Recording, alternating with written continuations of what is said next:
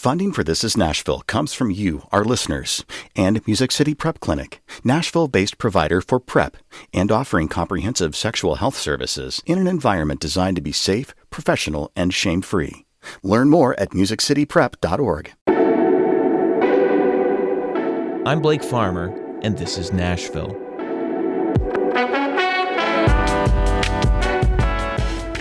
This week, we've been exploring our community's connection to a country that lives only in the hearts of its people. Nashville's home to the largest Kurdish population in the U.S., and that population is growing. This time, they're coming from a different part of Kurdistan, taking a different path to get here, and arriving in a very different climate for immigrants of all kinds. This is a special broadcast of This Is Nashville, and our final installment from The Country in Our Hearts. It's a podcast produced by WPLN's Rose Gilbert over the last year. All episodes are available now wherever you listen. Episode 4, The Kurdish American Dream. It's been months since I returned from Kurdistan, but I've kept in touch with the people I met there. Hi, how are you? Including Haleen and her mother Fawzia, Adon's aunt and cousin who, you may recall, had been there visiting. Haleen and I had hiked the route the family fled decades before. Today, we're all back in Nashville. It's springtime, and they've invited me over to make kodas, little stuffed pastries that I first sampled back in Chalke. You need to taste it and tell me how sweet it is. Like, do you think it's like overly sweet? Do you think you can just do more sweetness? You know what I'm saying? We're in the final days of Ramadan. For observant Muslims like these women, that means no food or water until sundown. So it's my job to taste test the pastry filling, a ground mixture of coconut, spices, and sugar. That's good. That's good. Yeah. It's sweet, but not too sweet right now. Yeah. Haleen begins rolling out sheets of dough at the kitchen table, while her mom cuts out circles and stuffs them with coconut. She's like, just look at what I'm doing. Mm-hmm. Just watch my hands. Mm-hmm. I pay close attention as Fawzia shows me how to fold over the delicate edges of the dough, and do my best to copy her. And you can make that flatter too. Like pinch it. Yeah, pinch it together. Give yourself some space to be able to fold it over. Under Haleen and Fawzia's tutelage, I make my first koda, a neat little half moon. You're a lady of the house. You're doing lady things I can't even do. I'm so jealous right now, I swear. After that, we're off to the races. Fawzia and I fill tray after tray with pastries, while Haleen dashes back and forth from the kitchen to put them in the oven. Soon, one of Fawzia's friends stops by to join in. We spend the whole afternoon like this, chatting and churning out endless batches of fresh, beautiful kodas. While washing up in the kitchen, Haleen tells me Ramadan is always a special time for her. I like to think of myself as a person of faith throughout the year. But it's this month that just grounds me. I feel more in tune with it. I feel more connected. But this year, she says, things are different. I feel like I'm back at a time when after 9/11 happened and, you have that eerie feeling. Anti-Muslim and anti-immigrant sentiment has been on the rise in America. Haleen says she worries for her parents, especially her mom, who wears a hijab and traditional dresses. Just, what is someone going to do when they see my mom wearing a scarf because they're just scared for no reason kind of thing. So I tell them to keep vigilant. Haleen's parents came to America as refugees in 1991. They found safety here and became citizens. Now, 3 decades later, there's a new wave of Kurds settling in Nashville, this time from Turkey, fleeing from political repression and nationalist hate groups. But today, they're coming to a very different America than the one that welcomed Haleen's parents. This America is a nation in turmoil, where immigrants are increasingly seen as enemies within, to be rooted out and sent back to where they came from. I'm Rose Gilbert, and from Nashville Public Radio, this is The Country in Our Hearts. This is episode 4, The Kurdish American Dream.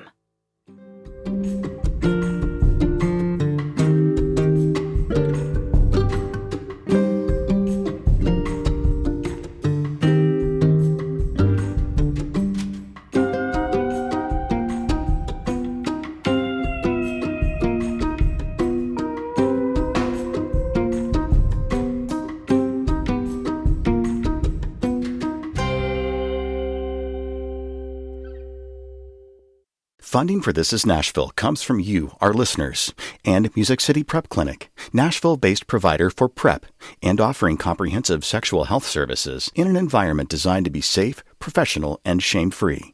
Learn more at musiccityprep.org. I'm Blake Farmer, and this is Nashville.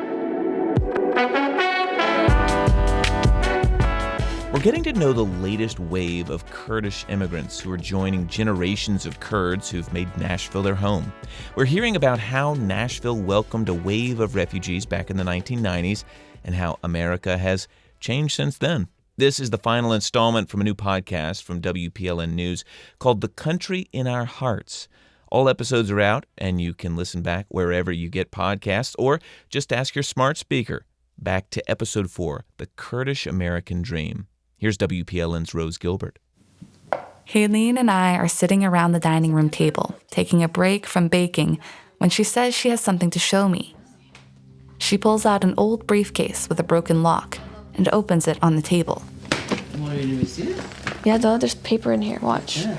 So I need to find, there's actual paper that says the Osmond family came to Nashville to stay. It's like really cool. The briefcase is brimming with old immigration documents that track this family's journey from a Turkish refugee camp to Texas to Tennessee. And it has that refugee stamp right there. As a kid, Haylene would spend hours looking through this briefcase, poring over its contents. It's really cool. Baby photos, visas, her dad's old MRI results. One day I just went through every single paper in here, every single paper. Why do you like looking through these documents? It makes it feel so real. It's like the proof it's there. It's not just in my imagination. Like my parents actually lived through that. I remember the first time I looked through this, I was crying, a couple of tears. I think it's that, like, my parents lived this total different life than they do now. Haylene, now in her late 20s, is the youngest in her family and was born in Nashville. These yelling bits of paper are a connection to her family's journey from Kurdistan, a journey that took place years before she was born. They tell the story of how they got to this country, and they offer tangible proof that they belong here. Mm-hmm. Your naturalization papers, Mother. They can't send you back. Well, because I saw this thing. Haylene's name means bird nest in Kurdish. She tells me it's because she's the youngest, the one who completed their family and their home. And as the youngest, she spends a lot of one-on-one time with her parents.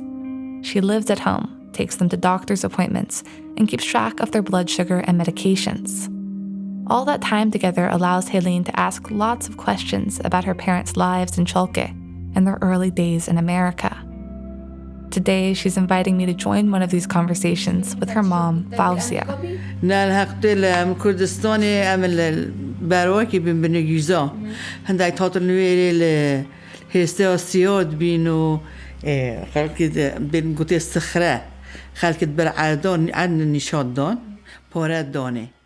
Fauzia, now in her 60s, first learned about America in the Turkish refugee camp. So pretty much when they came to like the camps and stuff, they would just tell them pretty much like that America is a land of opportunities. There's much you can get from it. One day, officials came around, offering the chance to leave the camp and be resettled in the United States. After some deliberation among the men of the family, they left the refugee camp and boarded a plane to New York City. She's like,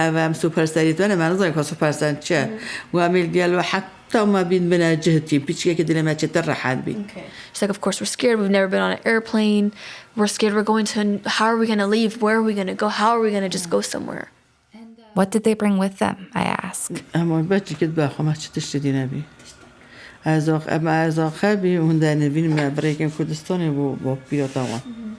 مرجع المال كيف رجع مال چون کردستان خاطر چونی کردستان نبیا ببینی نویتون جنا داد که تو نبیا بینی و هم وقتی بس اوجلك تني بعيد برمه. Well, I'm about to get emotional. Just the clothes on their back. Everything else, she says, they gave to family members who had decided to stay behind.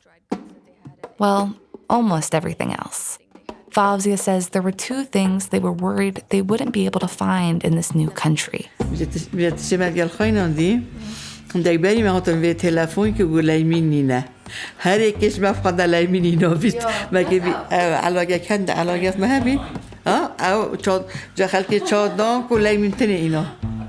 That's so cute. She said people that had came here before they came, said there's no citric acid here. Citric acid, she explains, is a common flavoring in lots of Kurdish dishes. So they brought citric acid and teapots, tea kettles with them. That's it. Laymin and chadang. When they arrived at the airport in New York, Fawzia remembers being bowled over by the crowds of people. People who all looked different, dressed different. People from every corner of the globe. It's like we thought, like, how do all these people cross oceans and stuff to come to a place like this? People from all over the world. Like, where do they come from? How did they all get here? Everything about their new home was totally unfamiliar. Skyscrapers, streetlights, buying groceries instead of growing them, credit cards. Soon, Fawzia met other newly arrived Kurdish ladies whose traditional dresses made them easy to spot around town.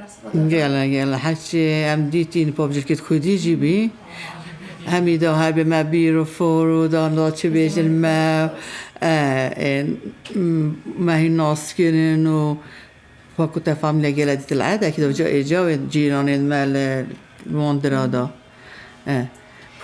پارک اکل ما میلمی پارکی یا ویدیو هر روی باره او کت هم میداتونی پارکی تا چیز دکان خبایی کدیکی نالا بفتری مهات بفتری مهات ها. She's like, we would all get together at the park and we would just talk about, like, this happened to me today. This is something that happened. This is something that happened. So, like, it was just more of every day was something new, something shocking until it became a part of the reality. Early on, someone warned her husband, Helene's father, that burglaries were not uncommon in America. And he took that warning very seriously. This is his sledgehammer from 1994 in Dallas. Helene shows it to me. It's a heavy, rusted thing. She says her father stayed up with it night after night, patrolling the apartment. My mom said all night. This man didn't sleep. For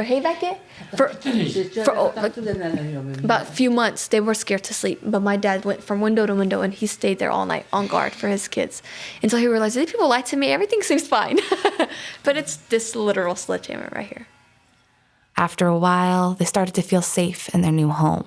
Helene's father started sleeping through the night, and they started to get to know more Americans, people outside their tight-knit bubble of newly arrived refugees. Yeah, she's like, when you saw someone, if they knew you or didn't even know you, from around the community, if they never saw you, they still were very kind to you and try to talk to you, and it's a Southern thing. She recalls the people who helped get her signed up for WIC, helped her husband find work, helped her figure out how to operate the laundromat. Like, did you feel welcome?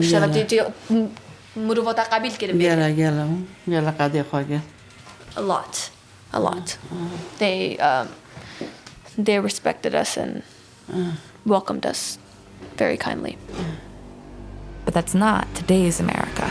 Within hours of taking the oath of office, I declared a national emergency on our southern border, and I deployed the U.S. military and Border Patrol to repel the invasion of our country. In a recent move, the federal government has halted the refugee resettlement program. To put it simply, there is no more asylum in the United States. They're poisoning the blood of our country. That's what they've done. Trump administration has canceled travel plans for refugees who were already scheduled to resettle in the United States. You promised to end birthright citizenship on day one. Is that still your plan? Yeah, absolutely.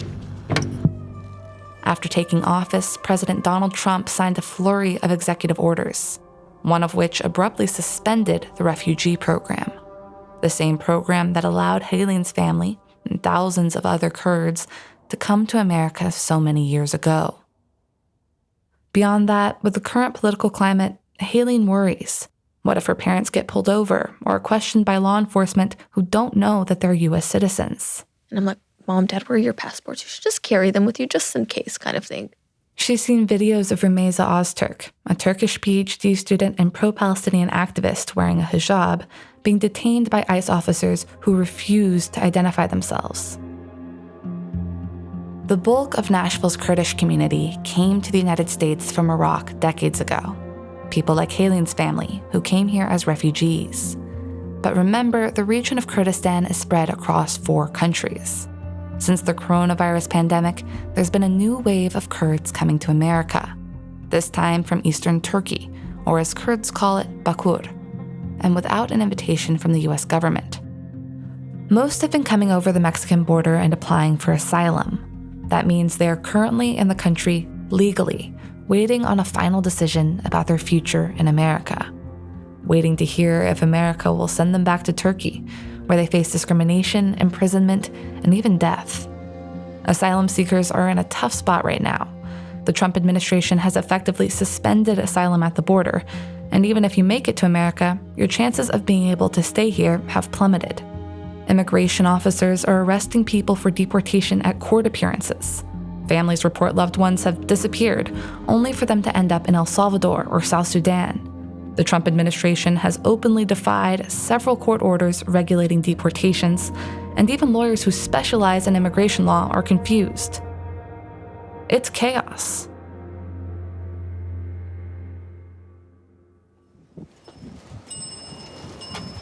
I walk up the driveway to a modern suburban home, just south of Nashville. I see an American flag out front and several pairs of children's shoes lined up neatly at the door. Nice to meet you. That's Jigar. He and his family are part of this recent wave of Kurdish asylum seekers from Turkey. I'm using a pseudonym because the family fears deportation and fears for the safety of their loved ones back in Turkey. Jigar invites me in, and we sit down for a big family breakfast. Spicy meat pastries, tahini, bread, fruit, and tea served in delicate glasses. After we eat, Jigar begins to tell me the story of why his family left Turkey. He speaks to me in Kurdish, translated by a friend. We were a known family in our hometown. People knew us, that we were advocating for Kurdish rights. We were politically active. We were a known family. They were wealthy and outspoken. They were active members of the HDP, the Kurdish political party in Turkey. And that, Jigar says, made them major targets. I have seen a lot of problems. I have faced a lot of troubles because of my Kurdishness. Every step of life, I face difficulties and discrimination due to my Kurdish identity, not for anything else, just for being Kurdish. To understand Jigar's story, I'm going to tell you a little bit about the history of Kurdish people in Turkey. Like the Kurds in Iraq, they have a long backstory of oppression and resistance.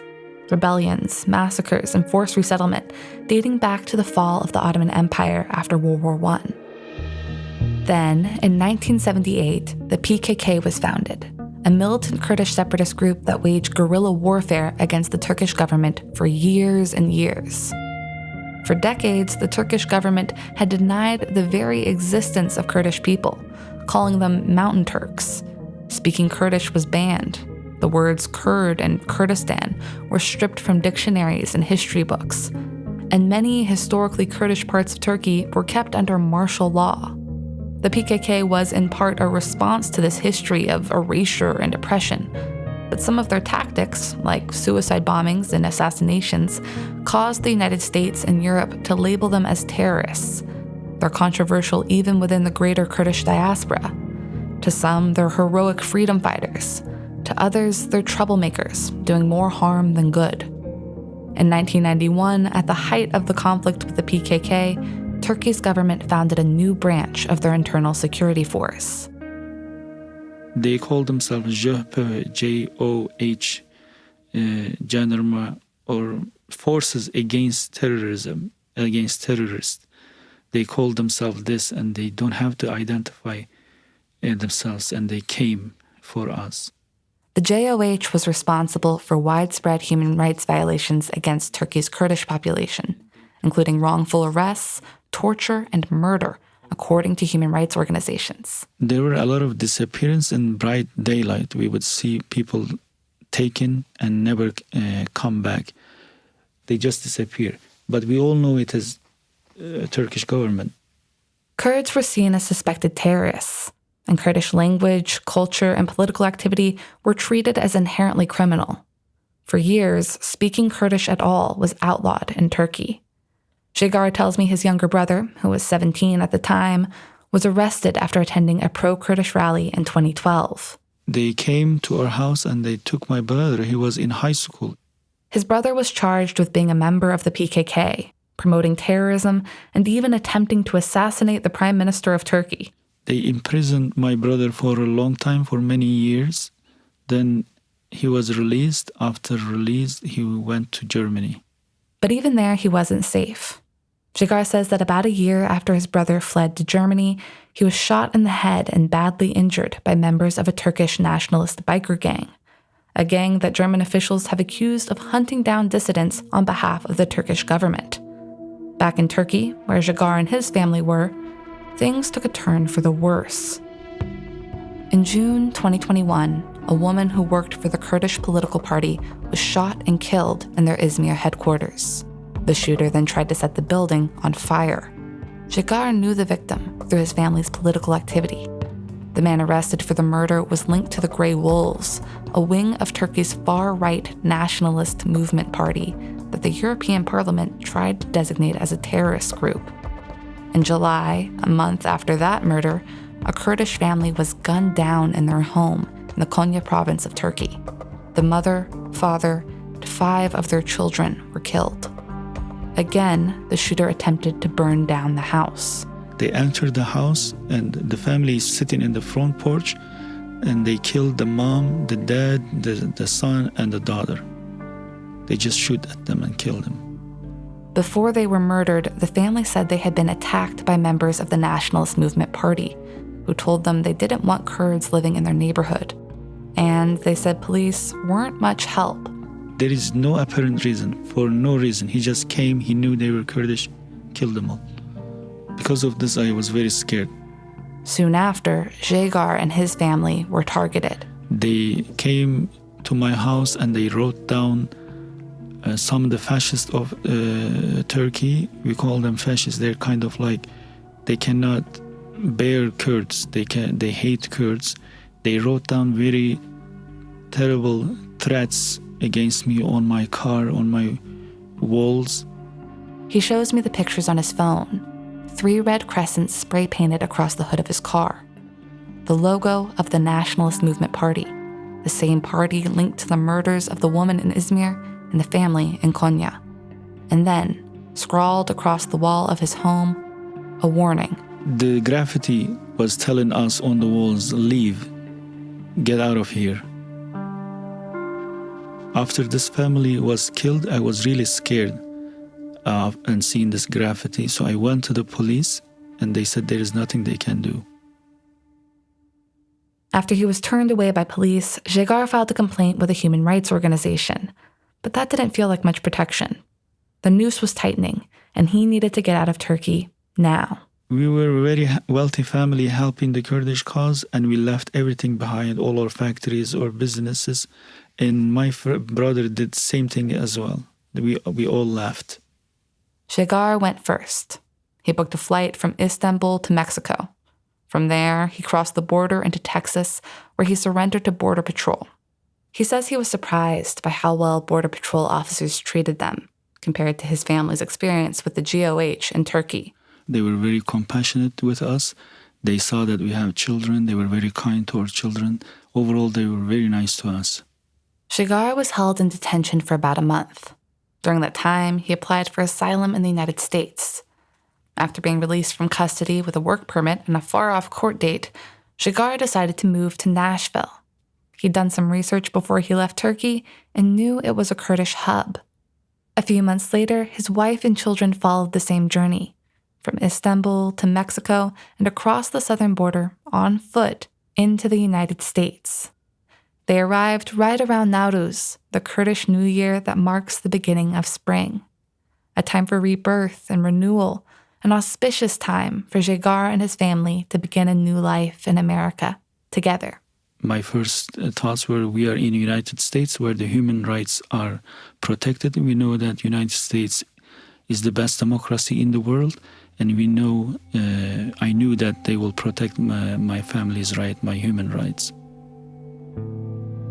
The American immigration process is famously slow going. In the meantime, they built a life in Nashville. They moved into a new house, they enrolled their kids in school, and they had a new baby. The first U.S. citizen in the family. Jigar found work delivering pizzas, a far cry from the life he had as a successful businessman back in Turkey. In Turkey, I had a factory. I had a lot of employees working for me, under me. But when I came here, I was by myself, so I had to work for my family myself. It was all worth it, though, he tells me, to be able to support his family. And to know they don't have to worry about the JOH or the Grey Wolves or the Nationalist Movement Party, that they can live freely. Having the feeling and the thought that the government is not behind me, chasing after me or trying to get me, and having a feeling of safety in the United States helped me a lot. Still, the rules have changed since Jigar and his family arrived in the US. Not long after this interview, I learned that another Kurdish family I had spoken to had been denied asylum and were going to be forced to return to Turkey. Jigar and his family's asylum hearings aren't until next year, meaning that the feeling of safety they found here is now in jeopardy. More after the break.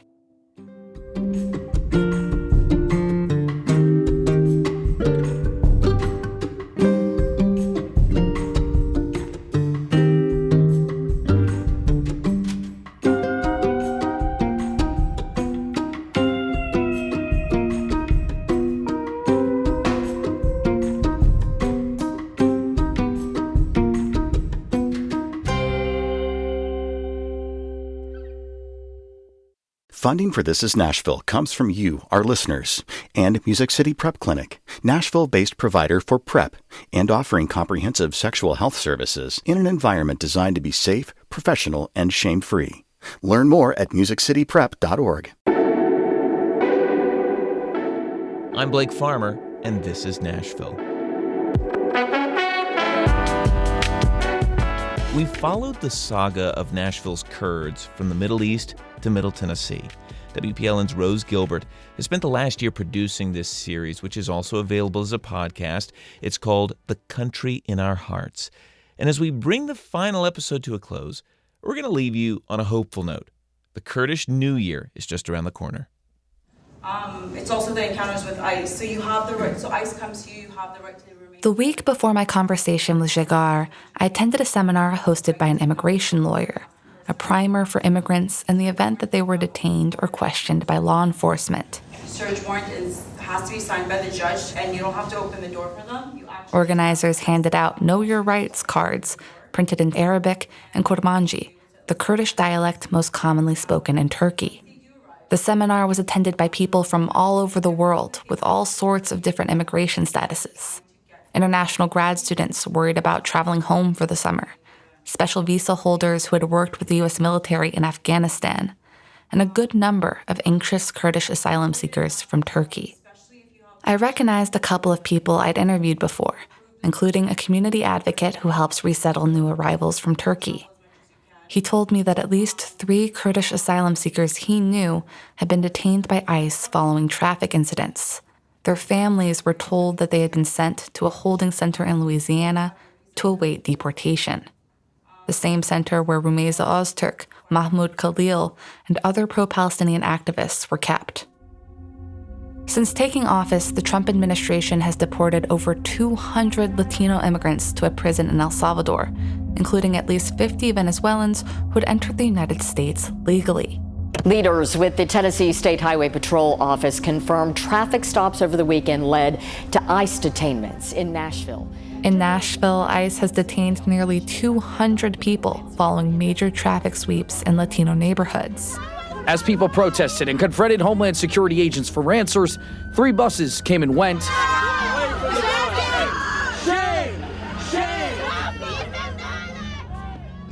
People disappeared with little oversight or accountability, taken away by officers who, at times, cover their faces and refuse to identify themselves. It reminds me of the stories Jigar's told me about the gendarmerie in Turkey. Well, I was worried. I was scared, honestly, because I was hearing it's everywhere, that there were ICE police everywhere, but it wasn't until I saw them with my own eyes that when I would go to deliver or to work, I would see them on the streets. and I was worried because I had to work, but at the same time, if I go out, I might be stopped by ICE. In light of all this, Jegar tells me he drives very carefully.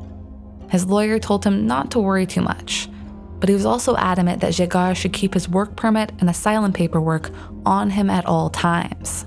My lawyer says you have a right to asylum, you have legitimate reasons and fears not to go back.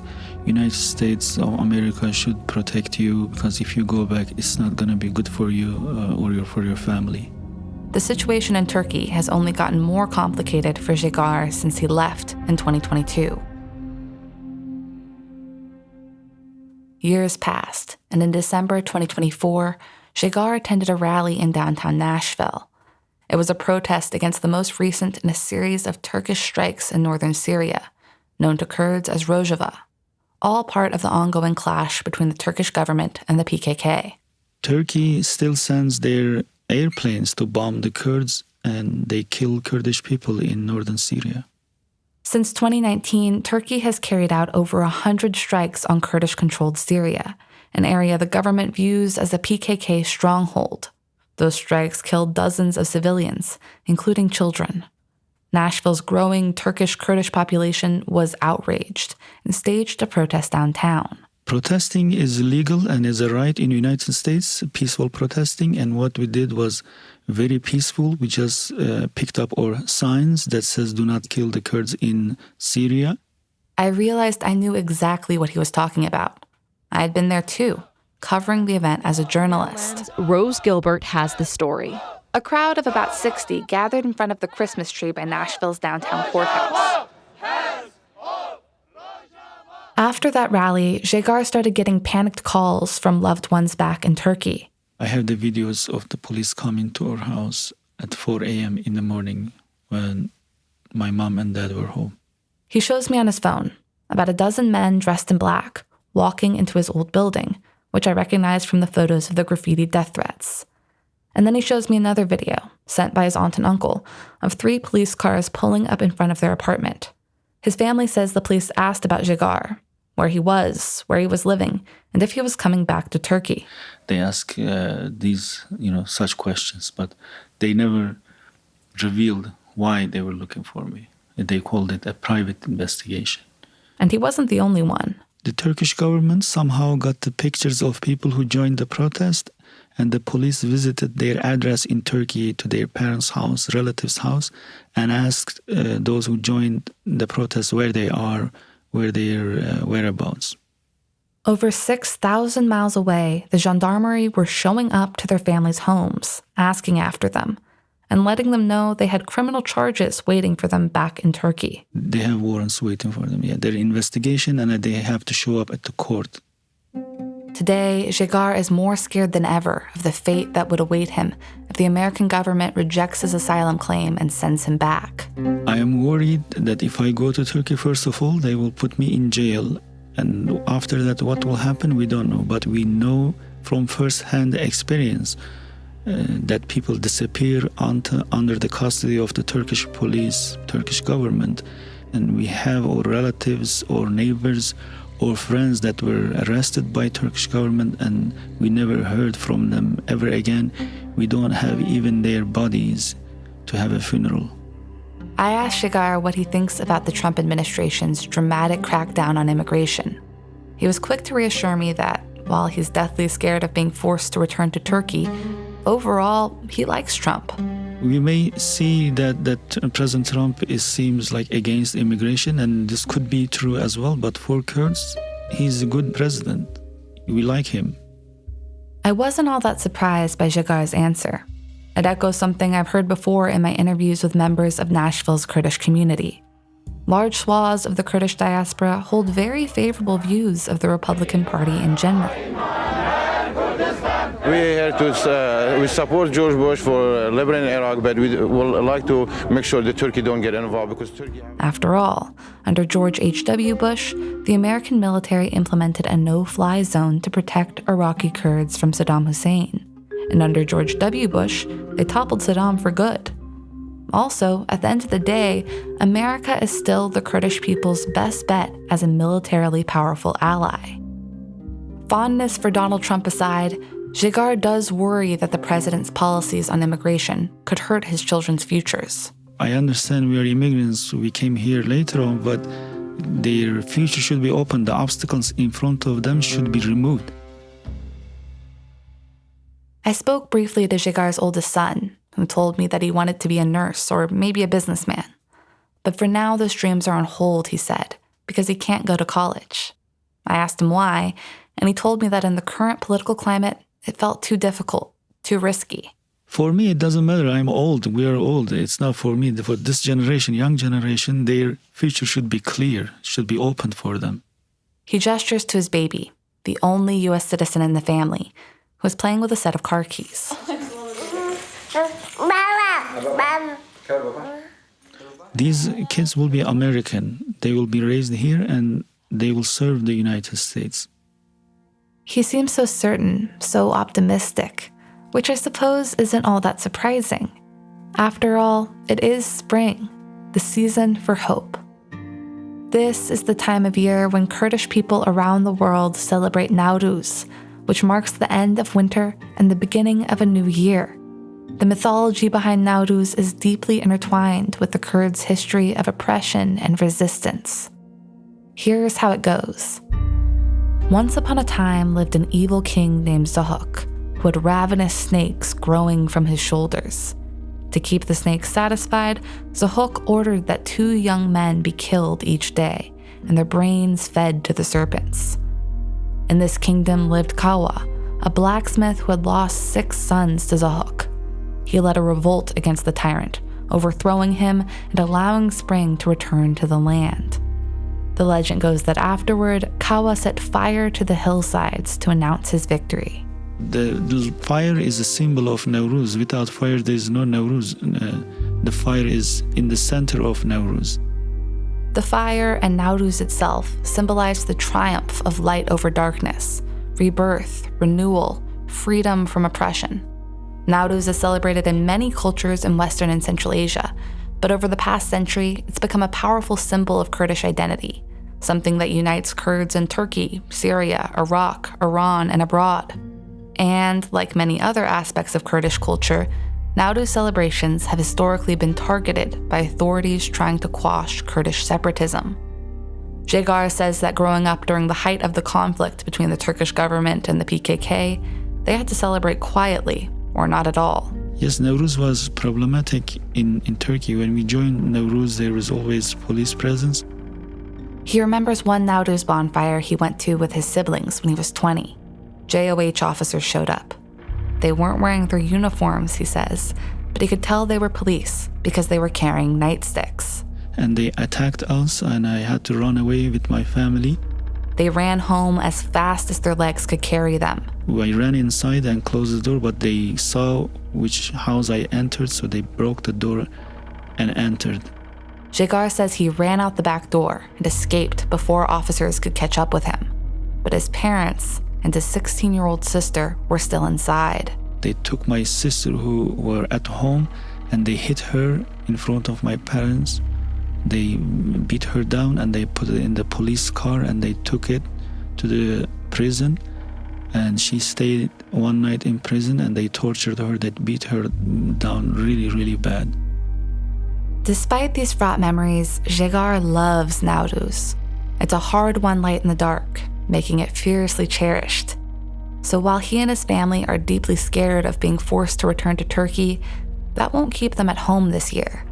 Jigar says they plan to attend as many as 4 different Nowruz celebrations across town. Nowruz is a new life. Nowruz is a new beginning. Nowruz is a new page. It's like we restart life again. Restarting life again. That's exactly what Jigar and his family are trying to do here in Nashville, like so many Kurdish families before them.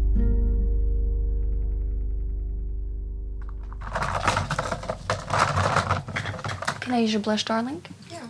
It's about 9 a.m. and I'm with Haleen, sitting on the floor of her bedroom in her parents' home in South Nashville. Okay. The same home where we had made kodas for Ramadan a few weeks earlier. So we're just in the room, making ourselves look pretty, all dolled up to wear beautiful Kurdish clothing. We're getting ready to go to Nowruz. And as Haleen tells me, finding the right outfit is a huge part of that. With everyone gathering together to celebrate, it's an occasion to see and be seen, and everyone wants to look their best. Haleen starts pulling out dress after dress from her closet. Purple, hand-embroidered with tiny sequins, plain black, something sheer that floats as she lays it out on her bed. This is cute. I think I'm gonna wear this one. She holds up a dress with pink and white flowers. After some deliberation, she decides to add a black velvet vest, embroidered at the edges with tiny jet beads. Well, there you go, ladies. I picked out my outfit. Good work. Thank you. Styles vary between regions, but there are some common elements. Women's outfits often include a floor-length gown under a cropped vest or a long robe-like jacket. So right now I have my atak on, which is the underdress. And then I'm putting my cross on, my dress, which has the laundis, which is these long things that are connected to the sleeves. So that's what the parts that flutter in the wind are, is yes, laundis. Kurdish dresses are often dazzling, with sparkling beading and embroidery. Gold belts, headdresses, and jewelry complete the look. Haleen keeps it simple, with a gold watch and the delicate evil eye necklace she wears every day. With her encouragement, I'm wearing Kurdish clothing as well. An emerald-colored dress underneath a long, gauzy jacket, stitched with sequins. But I see you're wearing green, and green's a beautiful color in the flag.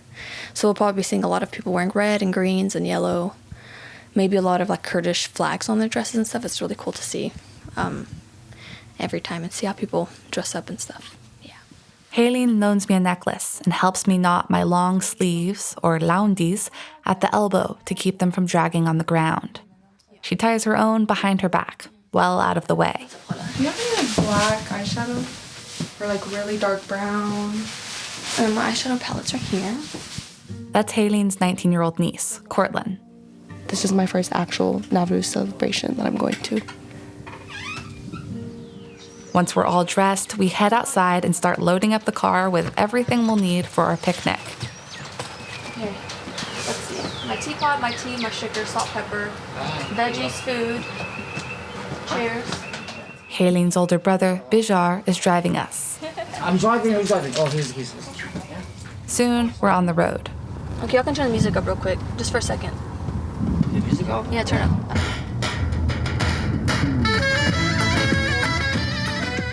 This is one of those songs you always hear this time of year, she tells me. Nowruz by Kowa. This year's event is being held at the fairgrounds of Lebanon, a town about 30 miles east of Nashville. It's a beautiful day. The sky is blue, not a cloud in sight. I see clusters of women walking across the fields, their dresses and jewelry glittering in the sun. I see men in their jackets and loose trousers helping one another wrap wide sashes around their waists. Some of the younger crowd have paired their cultural outfits with graphic t-shirts and trendy sunglasses. I see kids playing soccer and begging their parents to buy them ice cream. And at the center of it all, the stage, hung with a banner of the American and Kurdish flags.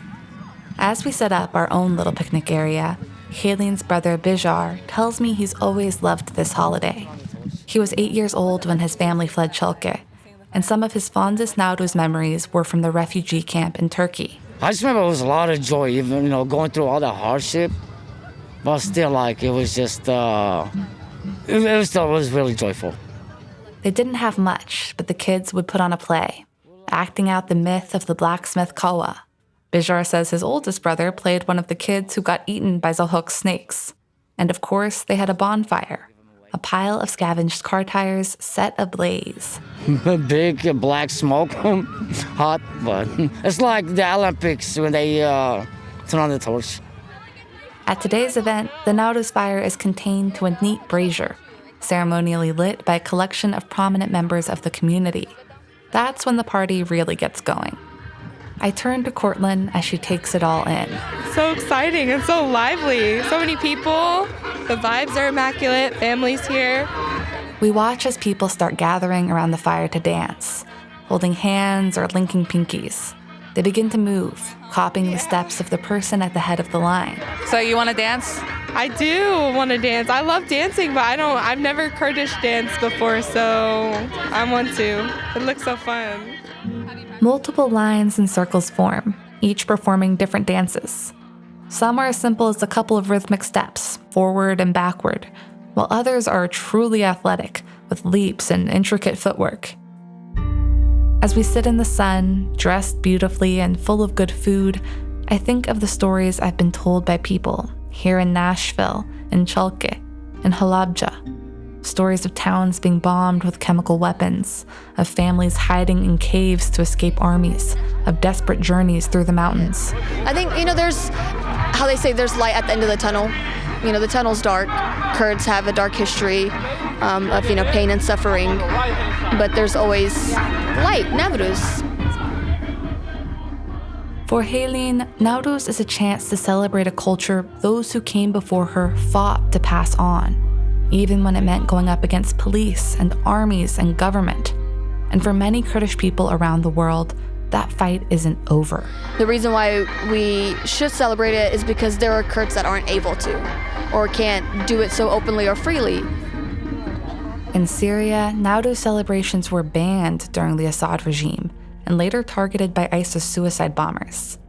Last year, police in Turkey attacked people leaving a Nowruz event, arresting over 100, including at least 3 journalists. And just this year, in Iran, police arrested dozens of people, including 6 children, for taking part in Nowruz festivities. I think of Jegar and a story about escaping police at a bonfire when he was 20. I know he and his family are here, somewhere in the crowd. That's why they came to Nashville, after all, why they came to America, for the chance to be safe, to live somewhere where they can openly celebrate Nowruz, fly the Kurdish flag, speak their language, and wear what they want without fear. And since we're able to do it so freely, it's an obligation to do it and to show the world that we are, again, resilient people that are going to express ourselves in the name of justice and freedom. The music playing from the main stage changes, still upbeat but slower. Helene, Cortland, and I make our way to the field in front of the stage, where the Nowruz flame is still burning. All right, yeah, let's go dance. Yeah. Perfect music, perfect tempo. It's beginner. This is the beginner dance. We take our places in the circle of people, linking our fingers together, and we dance.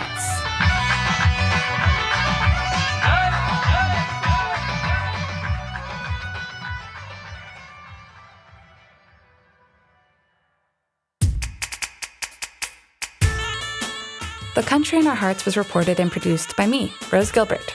My rockstar editor and co-producer was Meribah Knight. Additional editing by Tony Gonzalez, LaTanya Turner, and Rachel Iacovone, with help from Mariana Bacalhau, Char Daston, and Justin Barney. Mac Limbaugh is Nashville Public Radio's Vice President of Audience and supported this project in many ways. Our community and cultural advisors on this project were Dr. David Romano and Dilman Yassin.